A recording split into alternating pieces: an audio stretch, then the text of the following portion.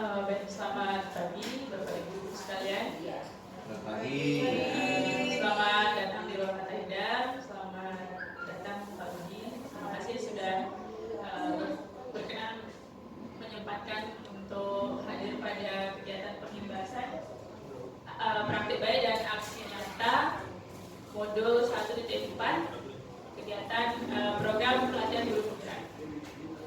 Jadi Bapak Ibu diundang hari ini ke ruangan kata Hidam ini adalah karena kami selaku CGP atau calon guru penggerak ingin mengimbaskan kepada Bapak Ibu tentang modul 1.4 yang membahas tentang budaya positif. Jadi ini adalah aksi nyata dan praktik baik yang ingin kami bagikan kepada Bapak Ibu dan sudah kami lakukan. Jadi nanti ada 2 sesi. Yang pertama akan dibawakan oleh Pak Nova. Selanjutnya akan saya bawakan materinya. Jadi hari ini kami berkolaborasi.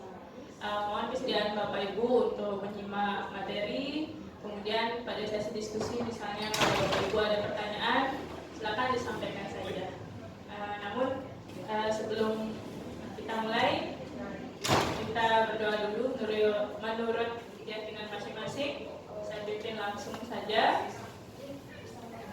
Berdoa menurut keyakinan masing-masing, dipersilakan. Ya.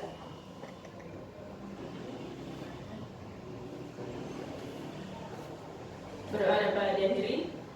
Baik, selanjutnya kami mohon kesediaan pada Bapak Komang Mudiarto Wijaya selaku Wakil Kepala Sekolah Bagian Kurikulum untuk memberikan kesempatan dua kata-kata sambutan sebelum mulai kegiatan.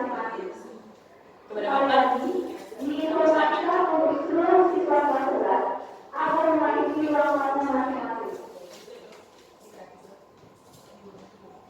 Baik, terima kasih kepada Bu Ari yang saya hormati Bapak Ibu calon guru penggerak angkatan ke-11 ke-10 yang saya hormati Bapak Ibu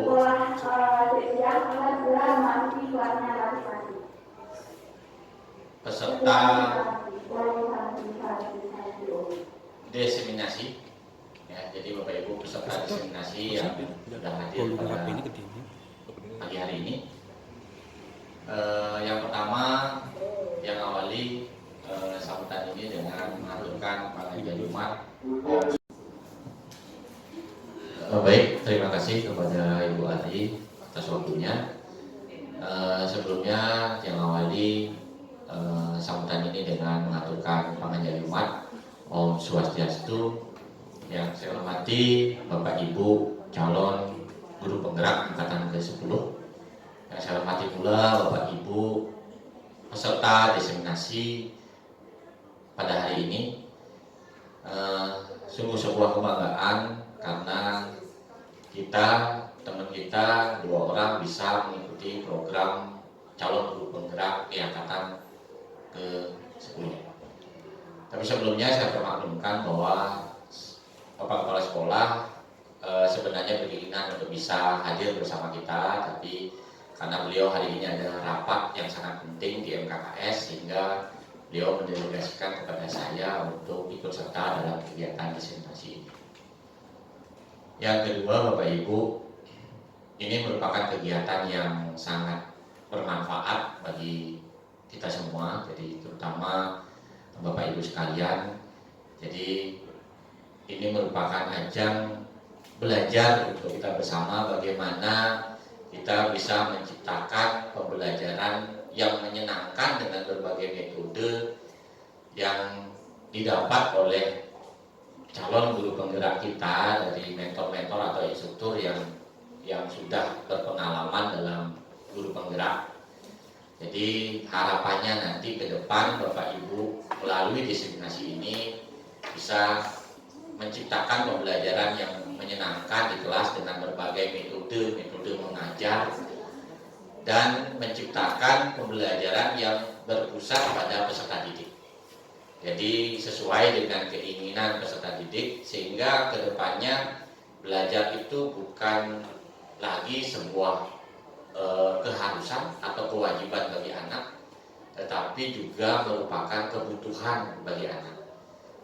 Ya, sehingga dengan pembelajaran yang baik, dengan metode mengajar yang baik, dengan anak-anak yang senang ketika proses pembelajaran di kelas oleh Bapak Ibu guru nanti, itu akan tercipta hasil keluaran yang lebih berkualitas, ya, lebih berpendidikan sesuai dengan tujuan kurikulum merdeka yang kita laksanakan. Baik Bapak Ibu, tidak banyak yang bisa saya sampaikan. Jadi pada kesempatan ini rasa terima kasih saya kepada Bapak Ibu guru, calon guru penggerak yang sudah sekian lama mengikuti pelatihan dengan kesibukan yang luar biasa juga di sekolah, bisa mampu mengimbaskan apa yang dia peroleh kepada Bapak Ibu yang ada di sini. Mudah-mudahan melalui Bapak Ibu yang sekarang ikut calon guru penggerak akan muncul kembali calon-calon berikutnya yang berminat untuk mengikuti kegiatan calon guru penggerak. Mudah-mudahan saya harapkan ini semuanya bisa ikut dalam program calon guru penggerak ini. Baik, itu saja yang bisa saya berikan. Sekali lagi saya ucapkan selamat dan saya tutup dengan Om Santi. Om Santi Santi Santi.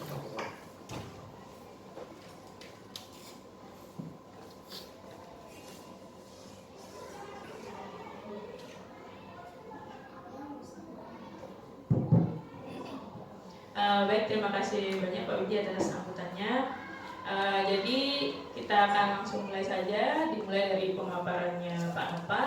Namun pada Pak Widi, misalnya ada kegiatan yang tidak bisa Bapak tinggalkan,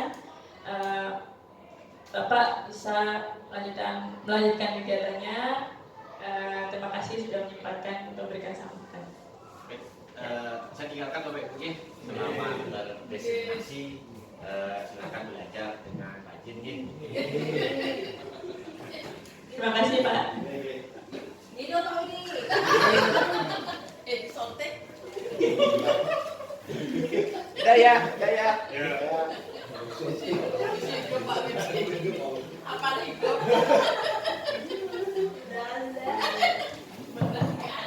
Ya baik Bapak Ibu, kita langsung mulai saja. Jadi seperti yang sudah saya sampaikan di awal, untuk hari ini pengimbasannya atau destinasinya ada 2 sesi. Penyanyi pertamanya ada Pak Nova, penyanyi keduanya saya sendiri. Jadi kita langsung mulai saja. Untuk hari ini temanya budaya positif Bapak Ibu ya. Pada Bapak Ibu, selamat mengikuti kegiatan pengimbasan. Baik, terima kasih Bu Ari. Baik, selamat pagi Bapak Ibu peserta desiminasi, di mana saya di sini mengambil tema yaitu penerapan segitiga restitusi dalam menumbuhkan budaya disiplin siswa. Baik, tujuan dari desiminasi ini yaitu guru dapat mendemonstrasikan pemahamannya mengenai konsep-konsep inti segitiga restitusi dalam menumbuhkan budaya disiplin siswa di sekolah. Nah, sebelum ke materi, silakan Bapak Ibu renungkan pertanyaan berbatik ini. Apakah Bapak Ibu setuju atau tidak setuju? Ya, soal yang pertama adalah hukuman dapat mendisiplinkan anak, kemudian pemberian hukuman dengan hal positif seperti membaca atau membersihkan halaman sekolah dapat meningkatkan disiplin anak. Kemudian yang ketiga adalah memberikan penghargaan agar dapat meningkatkan motivasi belajar anak. Ya, silakan direnungkan dalam hati setuju atau tidak setuju dari ketiga pertanyaan tersebut. Ya, nanti setelah Bapak Ibu mendengarkan pemaparan dari saya, Bapak Ibu akan tahu jawabannya, setuju atau tidak setuju dari ketiga pertanyaan ini. Baik ya.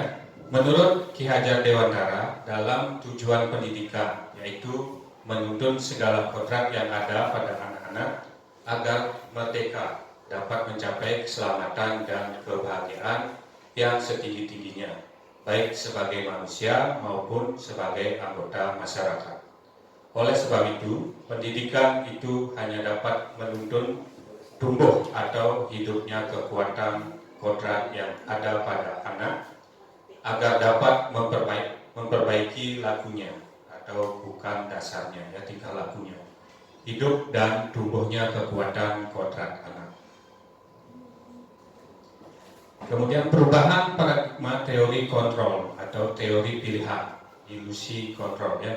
Yang pertama adalah ilusi guru mengontrol murid.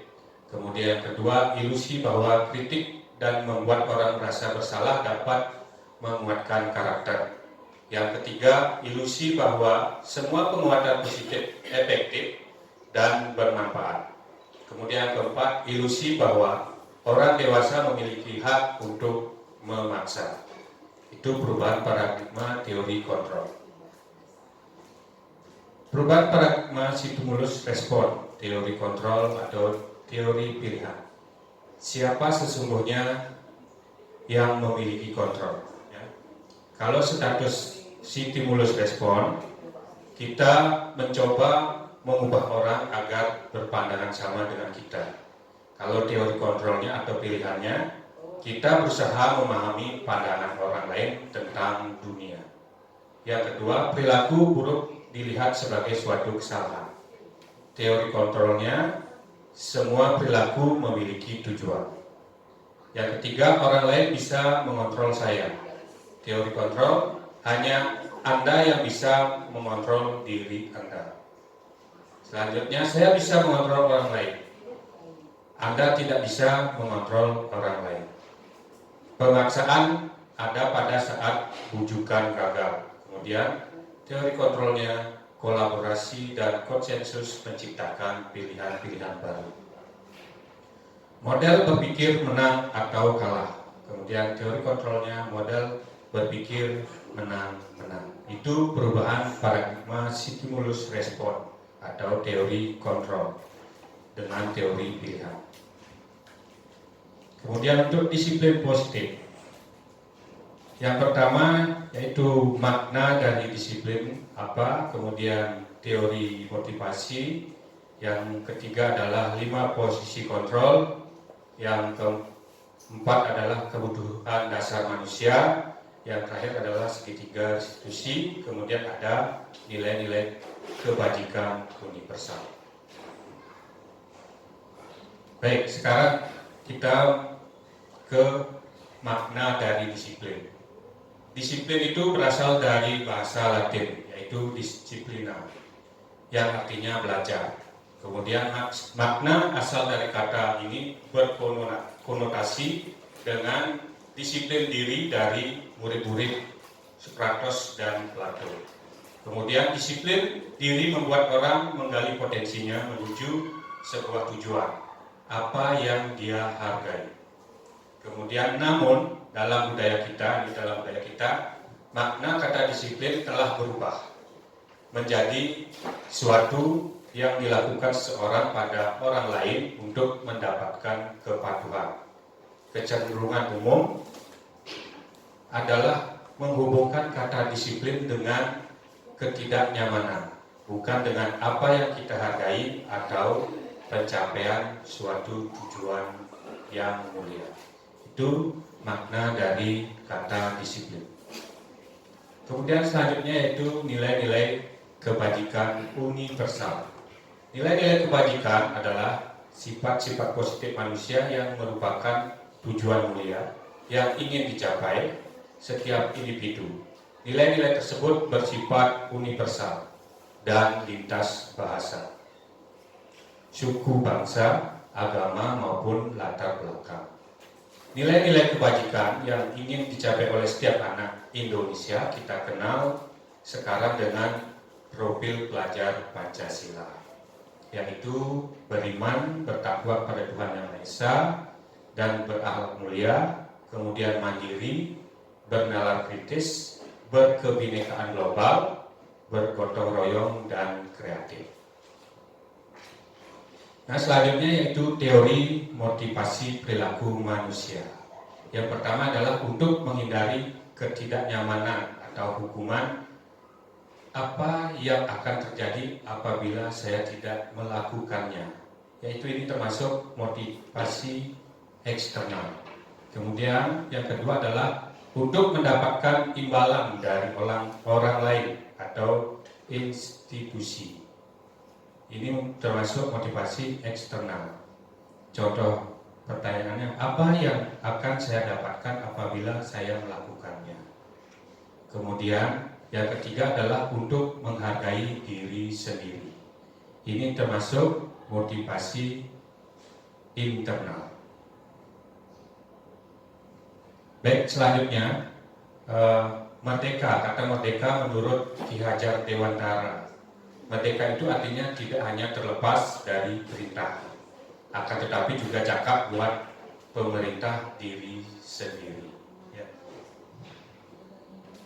Nah, sekarang dihukum oleh penghargaan, bahwa penghargaan berlaku sama dengan hukuman, dalam arti meminta atau membujuk seorang melakukan sesuatu untuk memenuhi suatu tujuan tertentu dari orang yang meminta atau membujuk. Dorongannya eksternal dan akan ada faktor ketergantungan. Beberapa dampak dari pemberian penghargaan menurut Alpicon 1993 yaitu pengaruh jangka pendek dan jangka panjang. Kemudian penghargaan menghukum.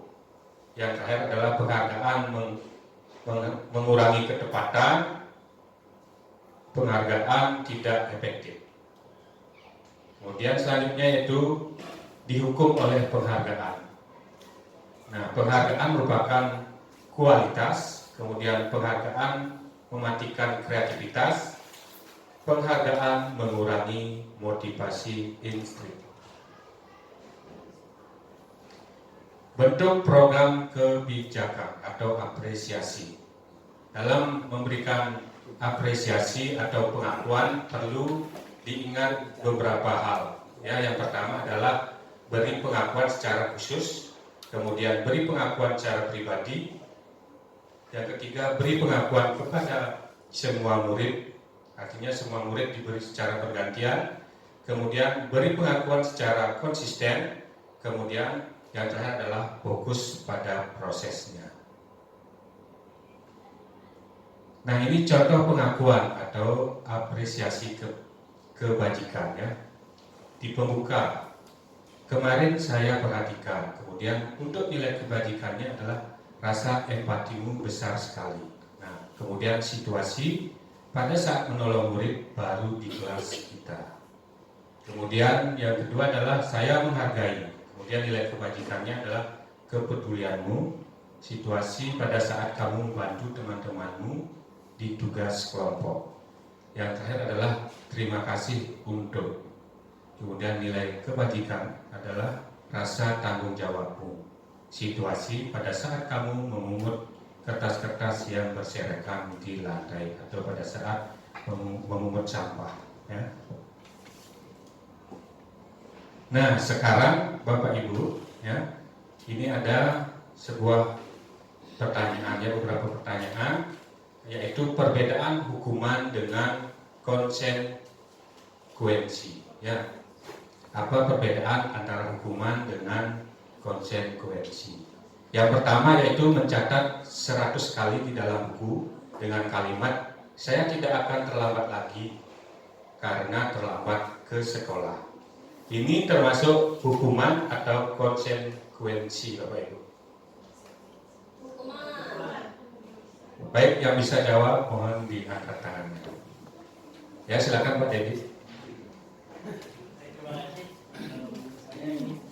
Hukuman ya, mencatat 100 kali di dalam buku kalimat dengan kalimat ya, saya tidak akan terlambat lagi karena terlambat ke sekolah, ini termasuk hukuman ya. Kemudian yang kedua, lari mengelilingi lapangan basket 2 kali karena terlambat hadir di sekolah. Baik Bapak Ibu yang bisa silakan angkat tangan. Ya, silakan Bu Rini. Dilakukan hukuman Pak. Dilakukan ini termasuk hukuman ya, termasuk hukuman ini. Yang ketiga, murid diminta untuk push up 15 kali karena tidak menggunakan masker ke sekolah atau tidak menggunakan atribut ke sekolah. Ini termasuk hukuman atau konsekuensi. Ya, silakan Bu Eti. Termasuk hukuman, Pak. Baik ya, ini termasuk hukuman ya. Nah, yang soal berikutnya, menggantikan kertas tugas teman yang telah dicoret-coret. Ini termasuk konsekuensi atau hukuman? Ya, silakan Bu Dini. Kalau menurut saya ini termasuk konsekuensi. Ya, ini termasuk konsekuensi.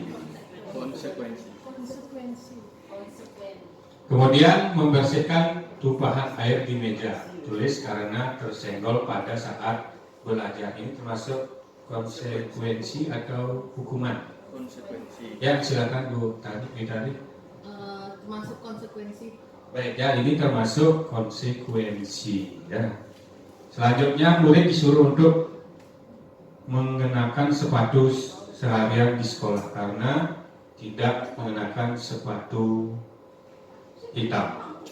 Ini termasuk hukuman atau konsekuensi? Ya Bu, Mas. Ya, ini termasuk hukuman ya. Yang terakhir, lari mengelilingi lapangan basket 2 kali karena terlambat 10 menit untuk pelajaran PJOK. Ini termasuk hukuman atau konsekuensi? Konsekuensi. Silakan Pak Hendra. Konsekuensi. Konsekuensi. Baik ya, bagus sekali Bapak Ibu semua jawabannya. Nah, ini jawabannya ya, semua benar ya. Berarti Bapak Ibu sudah memahami dan memahami apa itu hukuman, apa itu konsekuensi. Baik ya, ini perbedaan hukuman dan konsekuensi ya. Kalau hukuman adalah sesuatu yang menyakitkan harus terjadi. Kemudian kalau konsekuensi ya, sesuatu harus terjadi. Kemudian yang kedua, membuat anak sakit fisik maupun hati untuk jangka waktu lama. Itu hukuman. Kalau konsekuensi, membuat anak merasa tidak nyaman dalam jangka waktu pendek. Anak membenci kedisiplinan termasuk hukuman. Kemudian konsekuensi adalah anak menghargai disiplin. Kemudian ada paksaan, di sini kita kalau konsekuensinya stimulus tanggapan. Kemudian mendorong anak menyakiti diri sendiri, kalau konsekuensinya mendorong anak agar mudah menyesuaikan diri.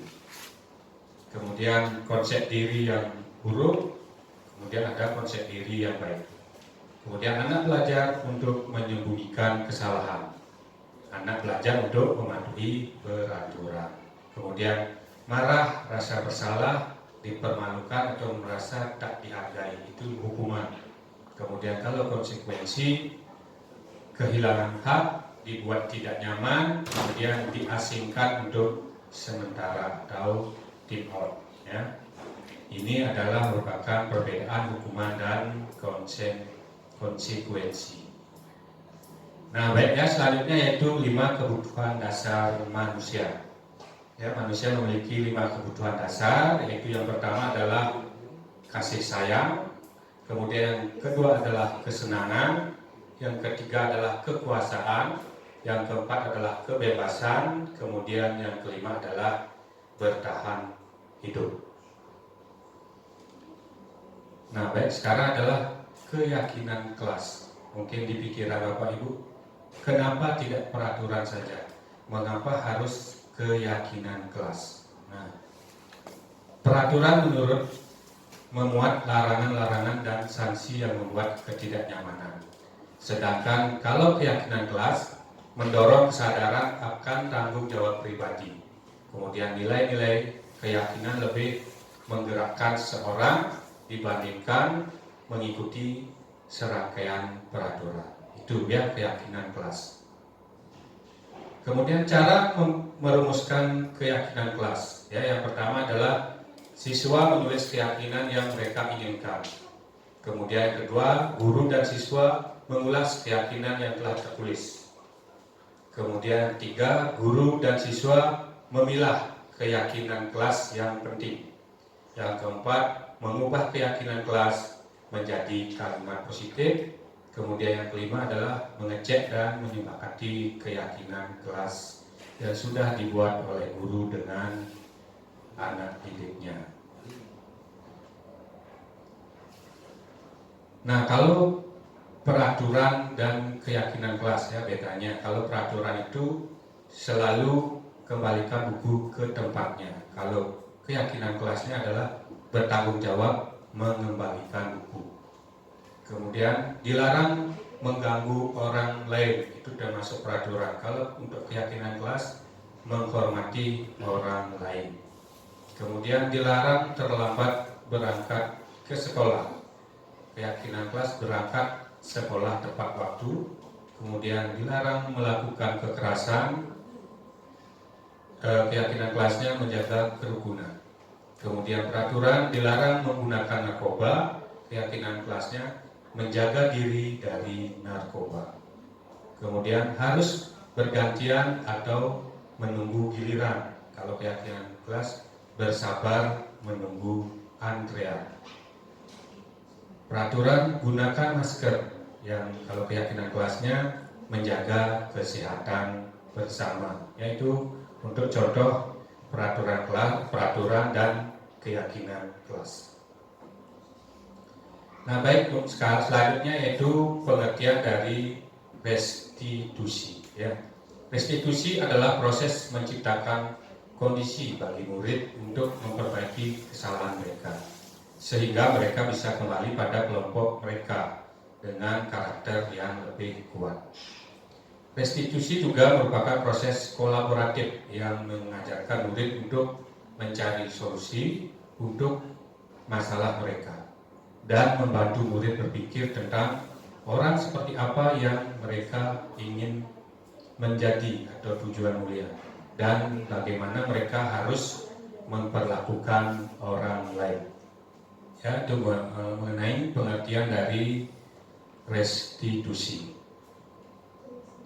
Nah, selanjutnya yaitu ciri-ciri restitusi. Ya, yang pertama adalah bukan untuk menebus kesalahan, namun untuk belajar dari kesalahan. Kemudian yang kedua, memperbaiki hubungan dari sebuah kesalahan. Yang ketiga, memberikan tawaran, bukan paksaan. Yang keempat, restitusi menuntun untuk melihat ke dalam diri. Yang kelima, restitusi mencari kebutuhan dasar yang mendasari tindakan. Yang keenam, restitusi fokus pada karakter, bukan tindakan. Yang ketujuh, restitusi fokus pada solusi. Yang kedelapan yaitu restitusi mengembalikan murid yang berbuat salah pada kelompoknya. Itu ciri-ciri dari restitusi. Baik, ini mengenai kalau menjalankan restitusi ya, ada identitas gagal, kemudian ada identitas sukses. Yang termasuk identitas gagal adalah pemberian hukuman, ya bisa dilihat dari tayangan slide di depan. Ya, kalau hukuman itu contohnya sesuatu yang menyakitkan harus terjadi, ya ini sifatnya negatif. Kemudian kalau identitas yang sukses, yang kalau konsekuensi ini termasuk yang netral, ya. Kalau kita menjalankan konsekuensi ini, berarti ini netral termasuk. Contohnya sesuatu yang harus terjadi, ya. Apa yang harus terjadi berarti itu termasuk konsekuensi, ya. Berarti itu memang netral.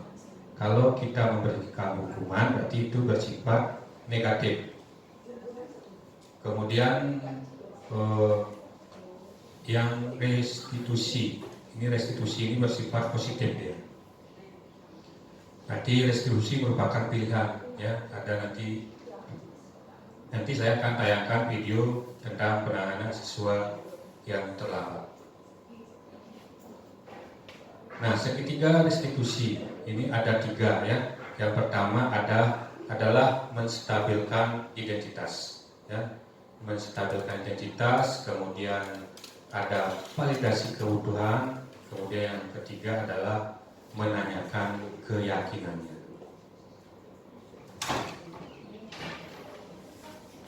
Baik, segitiga institusi untuk yang menstabilkan identitas.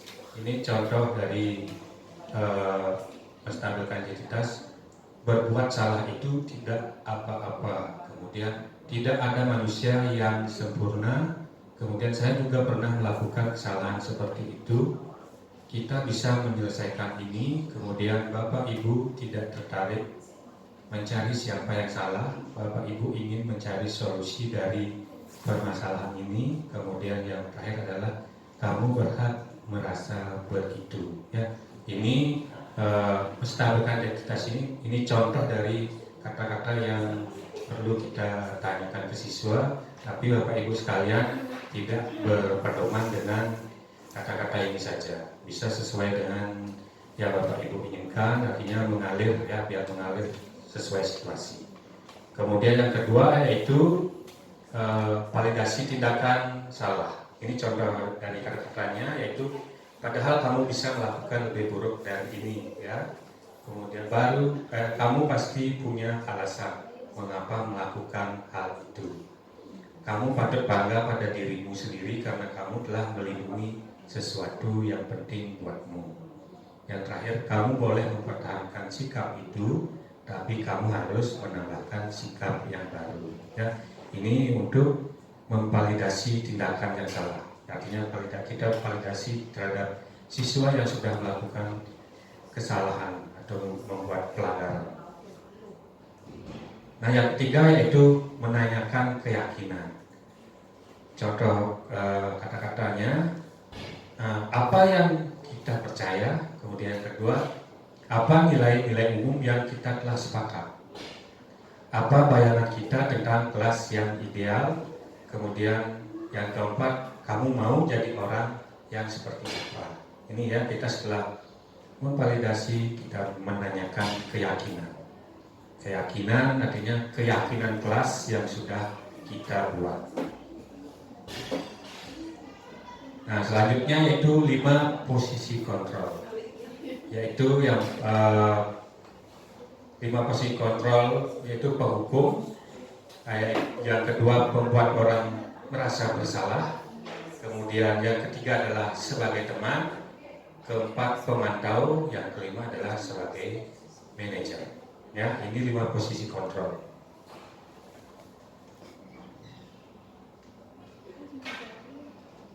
Nah, di sini saya menyampaikan rancangan tindakan aksi nyata yang saya terapkan ini.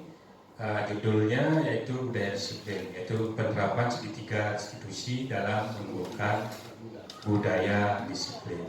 Ya. Yang pertama yaitu kami berdua telah melakukan koordinasi dengan Bapak Kepala Sekolah tentang penerapan segitiga institusi dalam menumbuhkan budaya disiplin di sekolah. Ini contoh saya sudah menerapkan keyakinan kelas ya.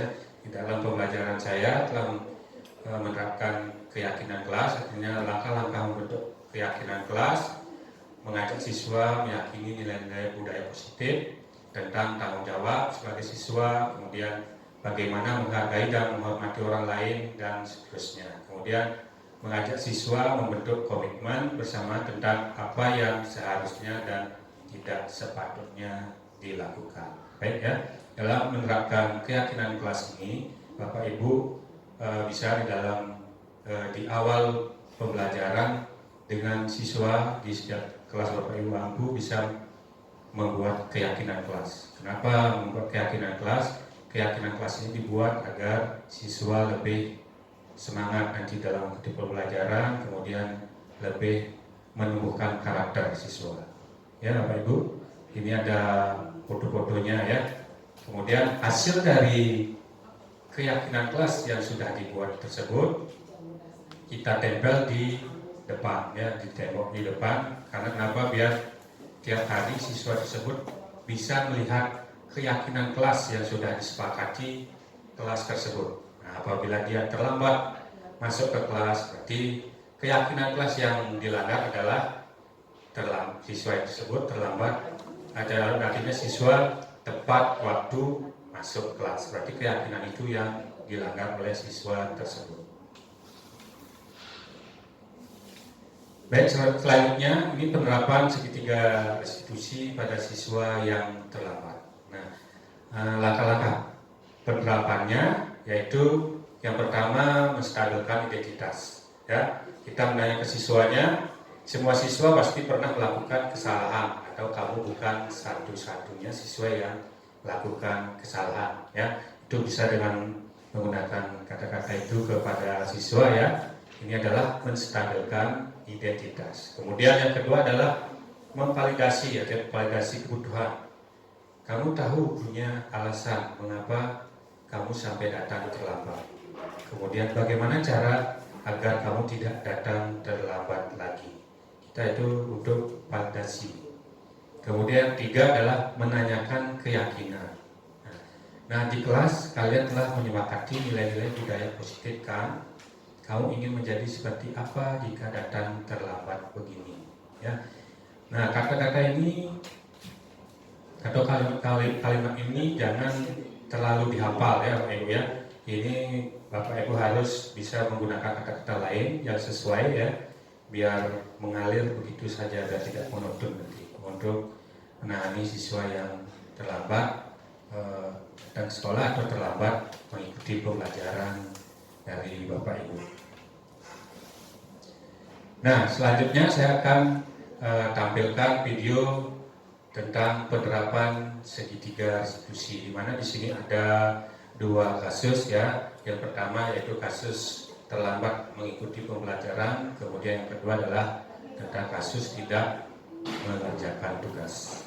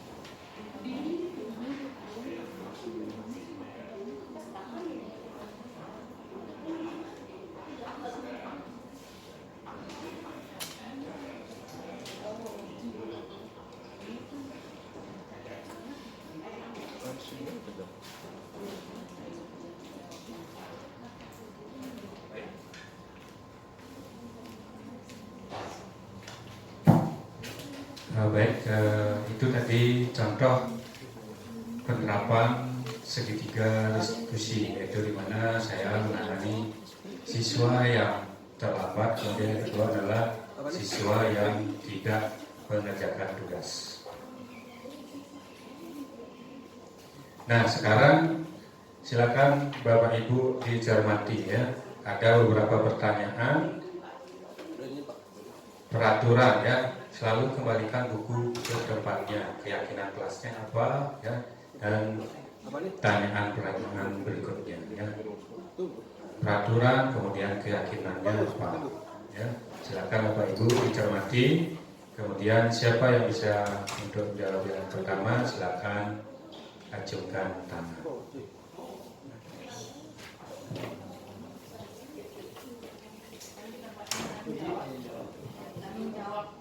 Ayo Bapak Ibu, yang pertama siapa? Ya, Bu Dayu dulu ya, silakan Bu Dayu. Pertama itu keyakinan kelasnya adalah tanggung jawab. Keyakinan kelasnya adalah tanggung jawab. Kemudian untuk yang nomor 2, siapa? Ya, silakan Ibu Ayu ini. Baik, terima kasih. Untuk peraturannya itu adalah dilarang mengganggu orang lain. Itu kalau keyakinan kelasnya menghormati orang lain. Terima kasih. Baik, terima kasih jawabannya. Kemudian yang ketiga, hadir di sekolah 15 menit sebelum pembelajaran dimulai. Ya, silakan Bu Itari. Baik, terima kasih. Peraturan hadir di sekolah 15 menit sebelum pembelajaran dimulai itu adalah keyakinan kelasnya berupa menghormati orang lain dan berkomitmen. Menghormati orang lain dan berkomitmen. Baik, selanjutnya dilarang melakukan kekerasan. Ya, silakan Bu Happy.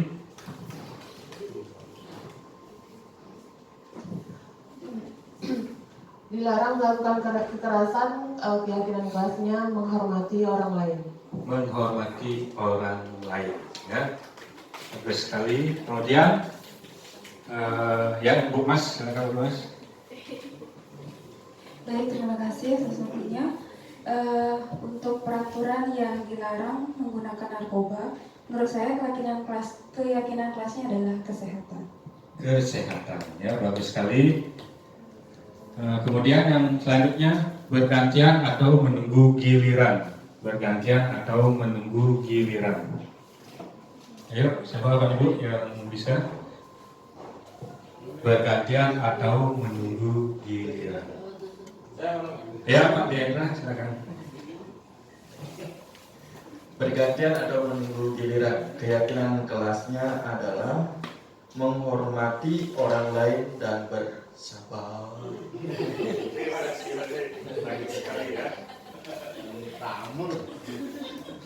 Bagus ya, bagus sekali jawabannya. Kemudian selanjutnya gunakan masker.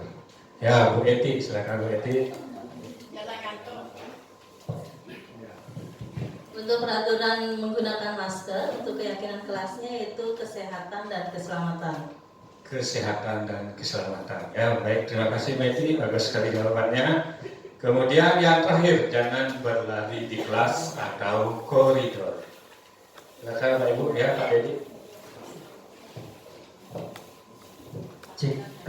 Untuk peraturan jangan berlari di kelas atau di koridor. Ya, jadi keyakinan kelasnya yaitu keselamatan dan keamanan. Baik ya, keselamatan dan keamanan. Baik Bapak Ibu, terima kasih atas jawabannya ya dari beberapa pertanyaan yang sudah ada di depan. Baik, sekarang kita lihat ya, apakah jawaban Bapak Ibu sesuai ya. Kita lihat ya.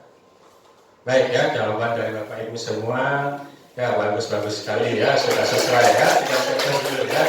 Nah, baik ya, itu pemaparan materi dari saya. Kemudian untuk selanjutnya yaitu sesi diskusi atau tanya jawab. Silakan untuk Bapak Ibu yang memiliki pertanyaan, silakan ajukan tangannya atau angkat tangan. Silakan Bapak Ibu, ya Pak Dedi.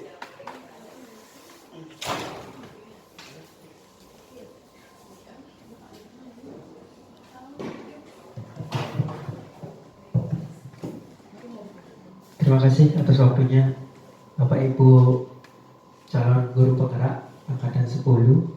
Jadi di sini saya ingin bertanya terkait dengan keyakinan kelas. Untuk pertanyaannya yaitu apa dampak dari keyakinan kelas? Terima kasih. Baik, terima kasih pertanyaan Pak Dedi. Kemudian ada pertanyaan yang lain, silakan.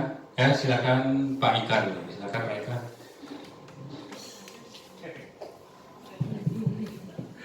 Oke, terima kasih atas waktunya. Selamat pagi untuk kita semua.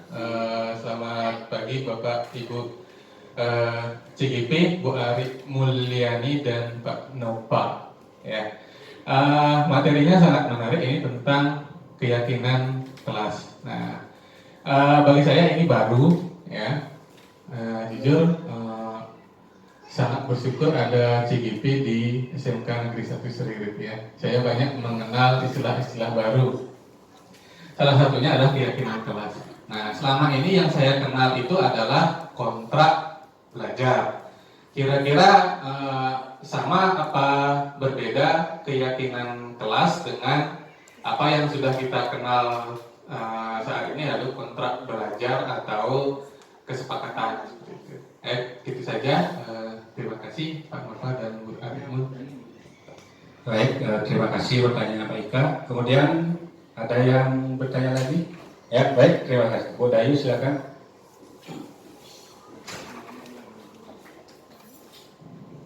Baik, terima kasih atas waktunya. Selamat pagi rekan-rekan semua. Di sini saya akan bertanya masih dengan keyakinan kelas. Apalagi keyakinan kelas ini pemaparannya sangat banyak sekali, kemudian sangat menguntungkan mungkin ya bagi kita sebagai guru untuk melakukan kesepakatan kelas ketika kita memulai pembelajaran. Nah, di sini saya ingin bertanya, kira-kira apa yang melatar belakangi harus memang dibentuknya keyakinan di dalam kelas? Itu saja Pak Nova. Terima kasih. Selamat pagi. Baik, terima kasih pertanyaannya Bu Dayu. Di sini ada 3 pertanyaan ya. Saya akan menjawab ya. Yang pertama yaitu dari Pak Dedi ya. Apa dampak dari keyakinan kelas ya. Nah, di sini dampak dari keyakinan kelas itu ya, atau dampak dari keyakinan kelas di sekolah adalah terwujudnya budaya positif di lingkungan sekolah.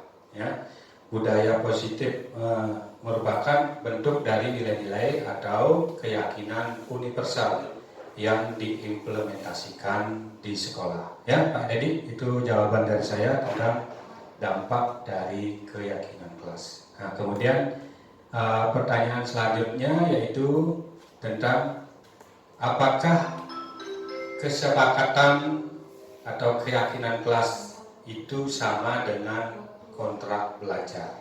Ya, di sini saya akan jawab ya.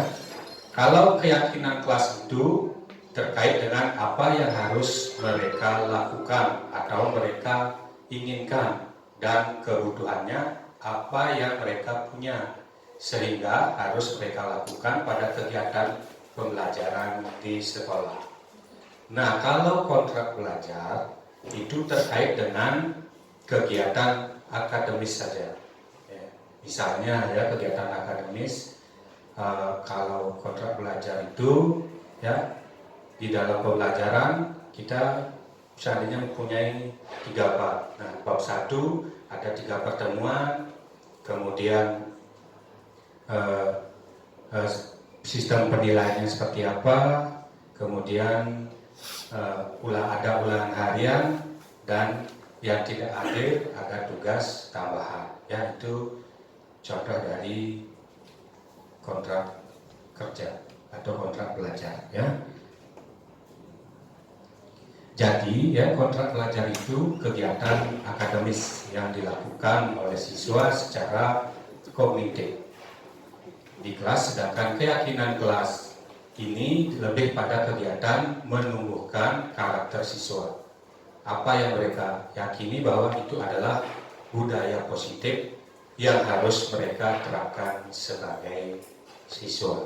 Ya, jadi untuk keyakinan kelas ini kita cocok untuk menerapkan di setiap masing-masing guru, ya, guru pembelajaran. Kenapa? Karena ini akan menumbuhkan karakter siswa itu sendiri. Ya, selain untuk menjadikan kelas itu menjadi menyenangkan. Nah, untuk pertanyaan dari Bu Dayu, ya, yang ketiga, yaitu apa yang melatar belakangi harus dibentuknya keyakinan kelas. Ya. Baik, ya, di sini saya akan menjawab. Latar belakang dari keyakinan kelas itu sangat diperlukan, ya, untuk menciptakan lingkungan kelas yang aman, ya, nyaman dan menyenangkan bagi siswa. Jika hal tersebut dapat dilaksanakan, maka akan mewujudkan lingkungan yang positif. Dengan membiasakan keyakinan kelas yang telah disepakati, akan membentuk budaya positif. Ya, nanti akan terbentuk budaya positif karena terus-menerus kita sudah membuat keyakinan kelas, kemudian kita menyepakati keyakinan kelas itu, akhirnya kita bisa menjadikan itu sebuah budaya positif terhadap siswa kita. Ya, jadi karakter siswa kita akan mengalami perubahan. Baik, itu saja dari jawaban dari saya.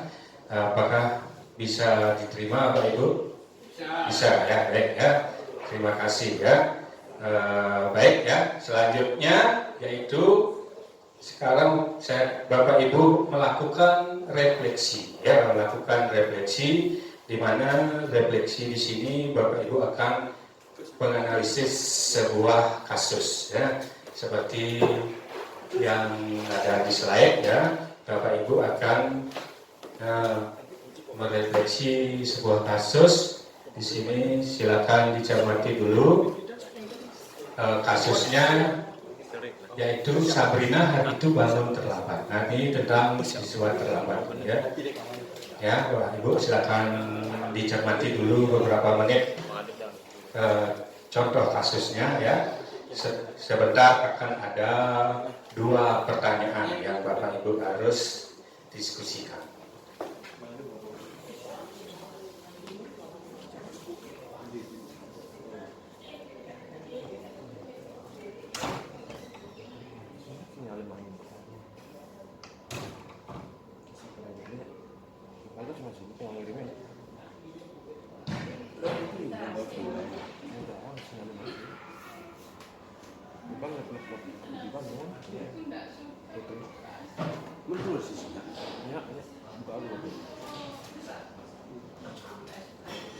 Di sini juga silakan dicermati kata-katanya, ya, karena di sini adalah penerapan segitiga restitusi. Ya, di sini ada 3 tahapan nanti.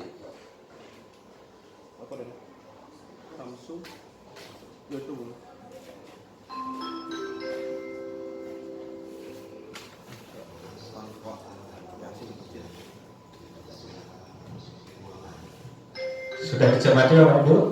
Sekarang akan ke pertanyaannya. Nah, ada 2 pertanyaan, ya. Yang pertama, dalam kasus di atas, sikap posisi apakah yang diambil oleh Bapak Lukman? Jelaskan apa indikatornya. Kemudian yang kedua, bila Bapak Lukman mengambil posisi seorang manajer, apa yang akan dikatakannya? Kemudian pertanyaan-pertanyaan seperti apakah yang akan diajukan ke Sabrina? Jelaskan. Silakan didiskusikan selama 5 menit, Bapak Ibu. Sebentar, Bapak Ibu yang bisa silakan mengangkat tangan ya.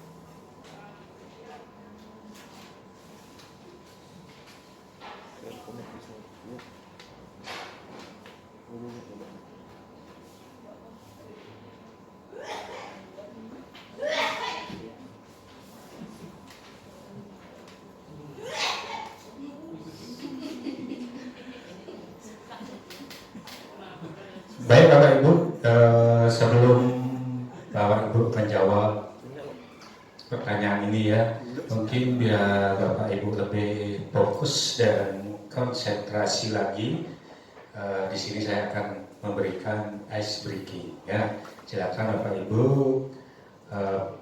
lihat video yang saya putarkan, kemudian Bapak Ibu ikuti gerakannya ya. Silakan Bapak Ibu berdiri semuanya.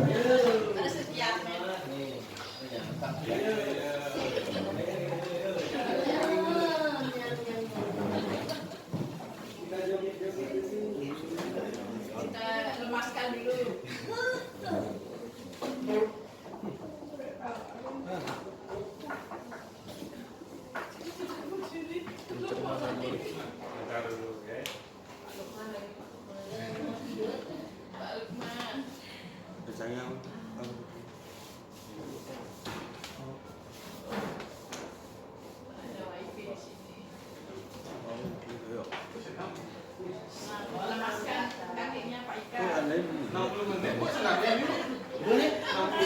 Baik Bapak Ibu, diikuti ya gerakannya. Ayo, semua bergerak, semua bergerak.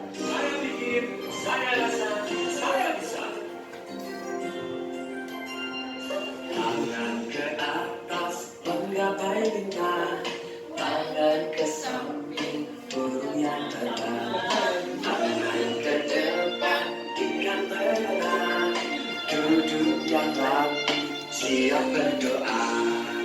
Putar-putar tangan diputar, gulung-gulung tangan digulung, bulan melihat di pagar pundak, kanan kiri atas bawah dia berdoa. Satu jari kanan, satu jari kiri, bergabung menjadi dua jembatan panjang. Dua jari kanan, dua jari kiri, bergabung menjadi empat. Dua kamera joget. Tiga jari kanan, tiga jari kiri, bergabung menjadi enam. Dua penari, empat jari kanan, empat jari kiri, bergabung menjadi delapan. Dua telinga lecet. Lima jari kanan, lima jari kiri, bergabung menjadi 10. Siap berdoa. Anak muda dan sahabat guru kreatif Indonesia, selamat belajar ya. Terima kasih Bapak Ibu ya. Itu tadi ya SPK Bali. Silakan duduk kembali Bapak Ibu. Nah.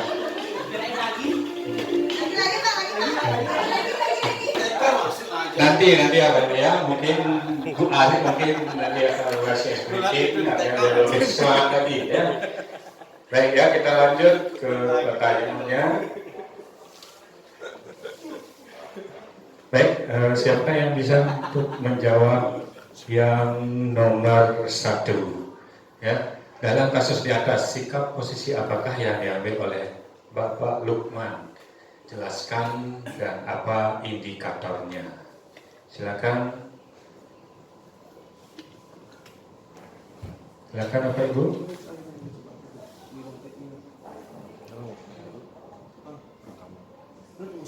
Ya, Bu Ayu ini silakan sambil berdiri juga ya. Baik, terima kasih atas kesempatannya Pak Nova. Saya akan mencoba menjawab pertanyaan. Dalam kasus di atas, sikap posisi apakah yang diambil oleh Bapak Lukman? Jelaskan apakah indikatornya. Yaitu posisi Pak Lukman sebagai penghukum dengan memberikan hukuman verbal kepada Sabrina. Terlihat dalam bentuk percakapan Bapak Lukman kepada Sabrina, yaitu muridnya, ya sudah, kamu sudah melanggar peraturan sekolah, kamu salah, sudah terlambat, salah pula warna sepatunya. Segera buka sepatumu kalau tidak bisa mengenakan warna sepatu sesuai dengan peraturan yang ada di sekolah. Kemudian indikatornya terlihat dalam bentuk percakapan Bapak Lukman kepada murid. Tidak, kamu telah melanggar peraturan sekolah. Kalau tidak sanggup ambil sepatu di rumah atau diantarkan sepatu ke sekolah.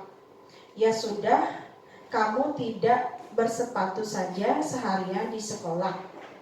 Sekarang copot sepatumu dan silahkan belajar tanpa sepatu. Terima kasih. Baik ya, bagus sekali dari jawaban dari Bu Ayu ini ya. Kasih aplaus dulu ya. Baik ya, soal yang nomor 2. Bila Pak Lukman mengambil posisi seorang manajer, apa yang akan dikatakannya? Pertanyaan-pertanyaan seperti apakah yang akan diajukan ke Sabrina? Jelaskan. Yuk, Bapak Ibu yang bisa silakan acungkan tangannya.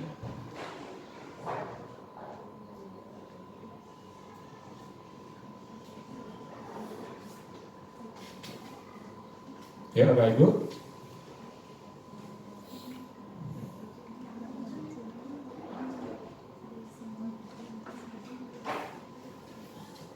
Densa, ayo acungkan tangan.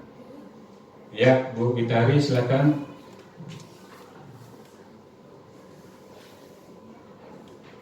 Berdiri ya.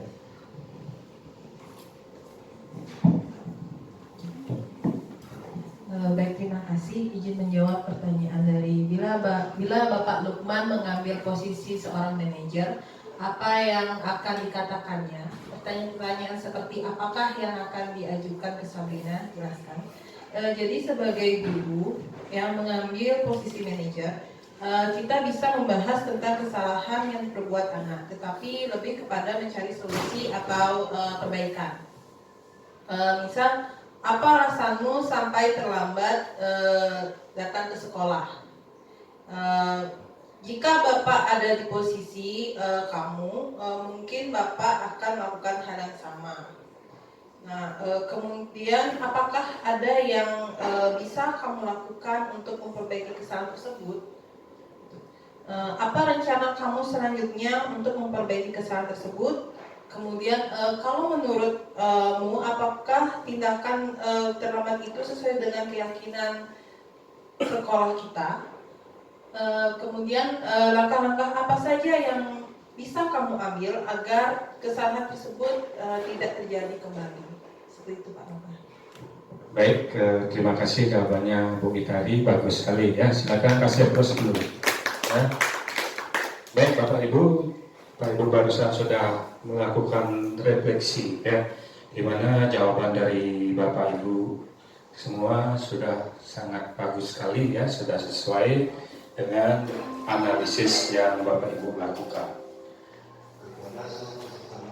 Baik ya, sebelum saya akhiri, di sini saya akan menyimpulkan pemaparan materi yang sudah saya lakukan tentang budaya positif ya, di mana yang pertama adalah posisi kontrol ada pada diri kita sendiri ya. Berarti posisi kontrol itu ada pada diri masing-masing Bapak Ibu sekalian. Kemudian yang kedua adalah hukuman dan penghargaan justru berdampak negatif ya, pada siswa. Kemudian ketiga, mendisiplinkan anak dengan cara menciptakan kesadaran pada diri anak. Kemudian yang keempat, keyakinan kelas dibuat secara bersama-sama untuk menciptakan kesadaran diri pada siswa.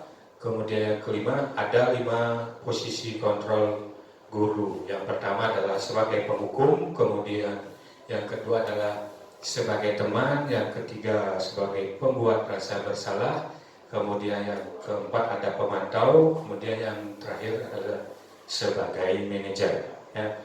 Kemudian yang keenam, langkah-langkah segitiga restitusi, ya, atau penanganan sebuah masalah. Di sini ada 3. Yang pertama adalah menstabilkan identitas, kemudian yang kedua adalah validasi kebutuhan, kemudian yang terakhir adalah menanyakan keyakinan. Baik, itu pemaparan materi dari saya. Kalau apabila ada salah kata, baik disengaja ataupun tidak, saya ucapkan minta maaf sebesar-besarnya. Akhir kata saya tutup dengan para Santi. Om Santi Santi Santi Om. Baik, untuk selanjutnya akan dilanjutkan oleh Bu Arif Mulyana.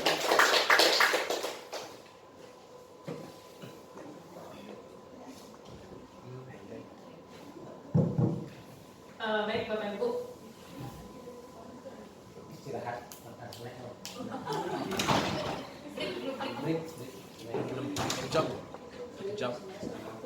Jam.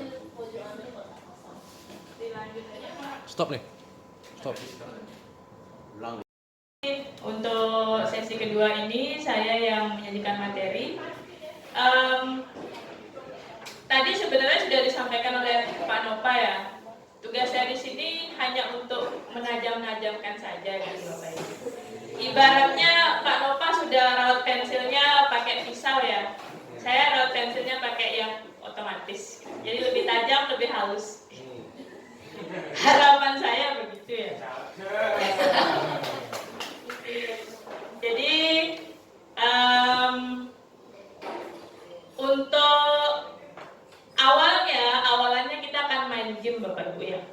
Oke, saya bawa sesuatu di genggaman tangan saya.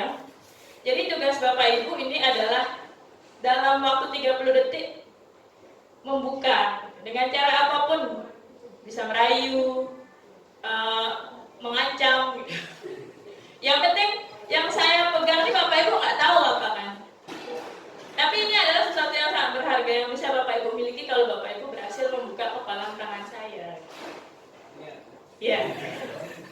Oke, 30 detik ya mulai dari sekarang. Dari Pak Ika ya biar cepet. Bisa memarahi asal jangan menggelitik ya. Bukan murim soalnya. Apanya yang digelitik? Gak boleh menggelitik Bu, bukan murim. Ya, Pak Ika, bisa nggak Pak Ika coba buka? Tapi nggak boleh ini ya buka paksa pakai tangan ya. Cuma cara yang halus-halus gitu. Membujuk, tapi boleh juga mengintimidasi gitu. Kamu nanti nggak boleh lewat jualnya gitu. Boleh, yang penting ini kebuka. Balik minta tolong buka dong. Segitu aja perjuangannya. Kurang. Coba Bu Dini. Tolong dibuka dong sedikit aja. Enggak mau. Bu Febri. Mbak, saya mau tanya tentang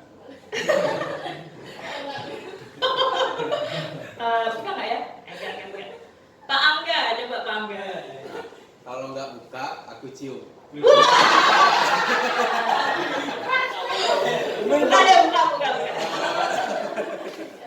Oke, sudah buka ya. Ya, kosong ya. Tapi sebenarnya yang tadi di situ adalah kepercayaan saya, Bapak Ibu. Ya, tapi apa yang bisa kita ambil gitu ya makanya. Tadi Pak Ika merayu sedikit, Bu Dini sama Bu Febri tadi ada ancaman gitu ya. Saya nggak mau buka. Tapi kenapa Pak Angga bisa buka gitu? Oke, saya nggak mau dicium dong sama Pak Angga ya. Apalagi di sekolah nanti ada isu-isu miring ya Pak Purna ya. Tapi sebenarnya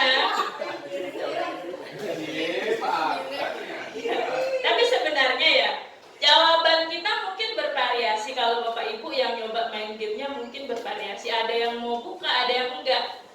Tapi kenapa saya mau buka tangan saya ketika Pak Angga membiarkan diri saya itu seakan-akan menuruti, gitu ya. Sebenarnya orang lain nggak bisa mengontrol orang lain. Kita nggak bisa mengontrol orang lain. Kenapa kadang-kadang murid kelihatan patuh gitu ya? Karena dia mengizinkan dirinya untuk dikontrol. Kalau kita nggak mengizinkan, kita nggak akan seperti saya tadi nggak akan kebuka tangannya. Ya, karena kontrol itu ada pada diri kita sendiri. Orang lain nggak bisa mengontrol kita. Itu intinya Bapak Ibu yang mau saya sampaikan. Jadi mesti harus diancam dicium dulu ya. Nah ini yang selama ini ada miskonsepsi ya. Tadi disampaikan sama Pak Nova bahwa kita bisa mengontrol murid. Nah jangan sampai salah baca Bapak Ibu ya. Kontrol. Bahwa ada penguatan positif itu kadang-kadang efektif, padahal enggak Bapak Ibu, enggak begitu efektif. Misalnya ya, saya ada murid ya Pak Eka ya, kamu aja belajar ya, nanti pas Ibu di kelas kamu pokoknya yang aktif, nanti saya kasih poin 50 gitu misalnya.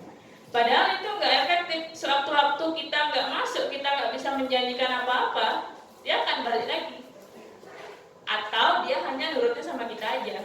Ketika kelas saya digantikan sama Bu Witari itu misalnya, dia nggak akan mau nurut. Jadi penguatan positif enggak selamanya efektif. Terus kebalikannya, kritik membuat orang merasa bersalah. Enggak juga. Coba Bapak Ibu dikritik di depan banyak orang, muncul rasa bersalah? Enggak, yang ada pada dendam kan. Itu seakan-akan kita aja yang salah gitu loh. Padahal ada yang lebih buruk dari kita, kenapa enggak digituin juga? Ya, terus ilusi yang keempat yang selama ini kita percayai, orang dewasa punya hak untuk memaksa. Padahal enggak. Ya, Pak Ika tadi, Pak Ika kan lebih dewasa dari saya ya. Tadi Pak Ika coba maksa saya buka tangan. Kalau saya nggak mau, saya tetap nggak akan buka tangan saya dong. Gitu. Padahal enggak, ini yang salah tentang makna kontrol ya. Sebenarnya teori dari kontrol itu adalah kita harus memahami setiap orang itu punya kebutuhan yang berbeda. Setiap tindakan punya tujuannya gitu ya. Nah ini tadi sudah disampaikan oleh Pak Nova juga. Saya pikir kita semua sudah sepakat dengan hal ini. Jadi jangan lagi ada stimulus respon. Kita kasih pancingan-pancingan, baru ada yang merespon. Tapi kita lebih ke teori kontrol. Jadi harapannya kita ada di kolom teori kontrol pelaksanaannya. Gitu.